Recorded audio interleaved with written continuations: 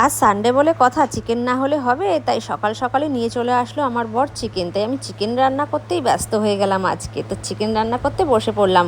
ভিডিওটা কেমন লাগছে অবশ্যই জানিও। Hello guys, good morning. তো তোমাদের সাথে আজকে সারাদিনের ব্লগটা শেয়ার করলাম, ছোট্ট একটা ব্লগ তোমাদের সাথে শেয়ার করলাম। আমি সারাদিন কি করি তাই তোমাদের সাথে আজকে শেয়ার করছি। শেয়ার না করলে হয় বলো? দেখো, ঘুম থেকে উঠেই দেখি যে কি কুয়াশা। এই 7টার সময় যদি এত কুয়াশা দেখা যায় তাহলে বলো ওয়েদারটা কেমন।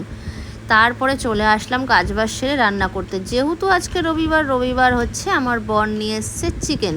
তো একটু চিকেন রান্না করতে চলে আসলাম। চিকেন রান্না না করলে ভালো লাগে বলো? চিকেন তো রান্না করতেই হবে, রবিবার বলে কথা, তাই না? তারপর চিকেন রান্না করে তারপর খাওয়া দাওয়া করে চলে আসলাম হচ্ছে ছাদে ভিডিও শ্যুট করতে।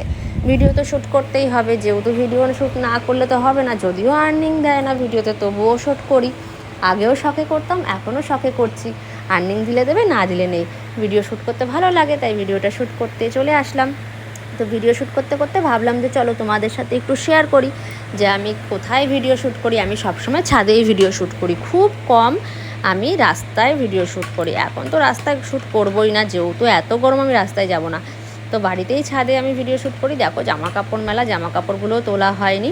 তো আমাদের বাড়িতে অনেক রকম গাছ আছে, আম গাছ, কাঁঠাল গাছ, তারপরে তোমার হচ্ছে বেল গাছ আছে, কামরাঙ্গা গাছ আছে। তার জন্য ছাদের পরিবেশটা খুবই ভালো লাগে দেখতে। যেহেতু অনেক রকম গাছ আছে, তাই খুব ভালো লাগে ছাদের পরিবেশটা।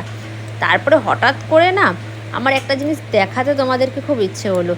হঠাৎ করে দেখছি যে আমাদের ছাদের থেকে এত সুন্দর লাগছে সূর্যের আলোটা দেখতে, তাই তোমাদের সাথে শেয়ার করছি। তাও আবার কি বেল গাছের ফাঁকা দিয়ে, এত দারুণ লাগছে দেখতে। তাই তোমাদেরকে জুম করে দেখাচ্ছি যে কি দারুণ লাগছে এই সূর্যের আলোটা, এত ভালো লাগছে বলে বোঝাতে পারবো না।